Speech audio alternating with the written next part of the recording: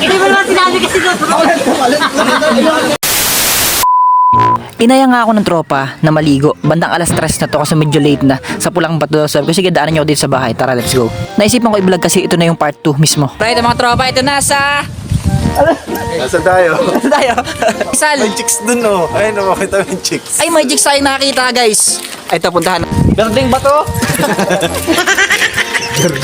Magandang pagkakataon to upang i-vlog ko ulit kasi hindi naman masyado maulan nitong mga nakaraan. Kaya malinaw ang tubig dito sigurado.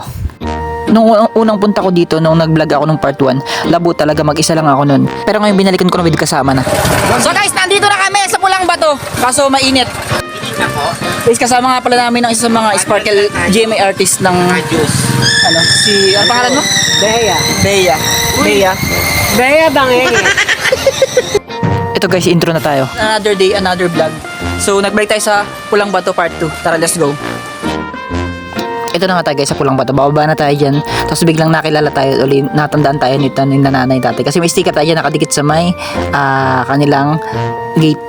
Hindi pala gate. Ano pala eh. Parang ibig ko sabihin na yung entrance pala nila. May nakadikit tayo dong sticker dun sa may poste. Tama guys, kita nyo naman yung linaw ng tubig ano. Magandang pagkakataon to upang ikuhaan ko ng video. Tsaka hindi masyado crowded kasi araw to ng weekdays to. Kami nagpunta kahapon. Kaya magandang chance to para kumuha ng mga shots na ganyan. Ang linaw niyan guys. Nung unang punta ko dyan, nitong yung part 1, ang labo. Sobrang labo guys kasi katatapos lang ng ulan daw nung madaling araw. So, ayun, medyo Makati. Pero yung pag ganito kalinaw, hindi Makati. Panigurado ako, sa darating summer punong-puno ito. Meron naman dyan 2 kubo na pwedeng rentahan. 150 ang isang rent ng kubo. Kami kasi guys dito lang nakapesto sa may bato. Yung may parang lamesang bato. Kaya entrance lang babayaran namin, which is 10 pesos bawat isa. Tapos guys, trinay kong pumunta dito sa may bandang dulo ng linyang batong yan para makuha ko yung kabuang shot ng lugar. Ay basta guys, pag pupunta kayo rito, isasakto yung hindi na ulan or hindi umulan a day or 2 days before para hindi labo, para ganyan kalinaw. Parang sulit na sulit ang punta nyo. Mura na, quality pa yung madadatnan mo rito. May dala kang pagkain, may dala kang inumin or kasama mong barkada, pamilya, pwede kayo ditong mag-enjoy. Enjoy kayo dito, sigurado ako. Kita nyo naman yung linaw ng tubig na yun guys. Pwede nyo ipansabaw sa sinayang or panluto no. Inihahandog ng ABS-CBN mula sa produksyon ng Star Creatives ang isang bagong obra. Minsan lang magsasama-sama ang pinakamalalaking bituin sa isang dekalibreng drama. Kaya mo iulan ka, pinasayan sa panan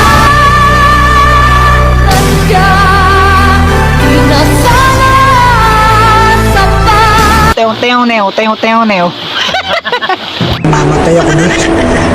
Wala nang pakiramdam. Gago!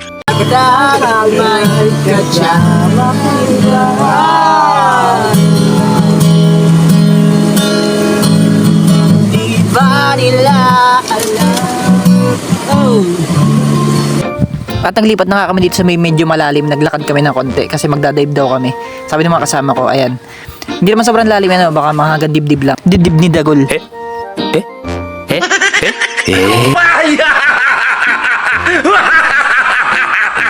May nakita nga kaming lambitinan kaso sira guys. Yeah, ganda linaw guys! Ang linaw! Ang linaw! Mas malinaw pa sa ex nyo.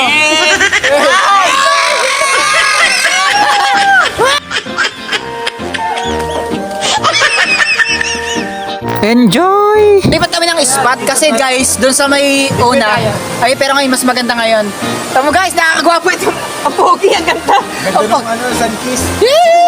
Sunlight, sunkiss, paratingin, uy!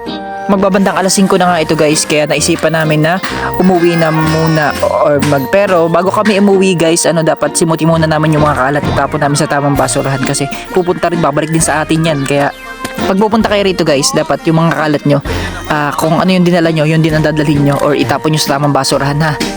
Dapat responsable tayo sa ating mga kalat. At umakyat na nga kami, tapos buti na lang may skit na sakto.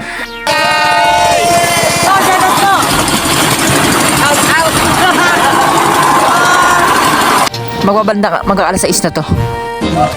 Ay guys, kababa na kami. Ang sikat ng araw. Malapit na kami. Pauwi na kami guys. So please like, follow, and subscribe to my channel. And then also my YouTube channel guys. Niels Vlog PH. So see you guys. Bye. Hope you enjoy. Bye. For today's video, dito po kami ngayon sa Barangay Buktol, sa Pulang Bato, mga malaki po ng Unisan, Quezon. Saan ba ba?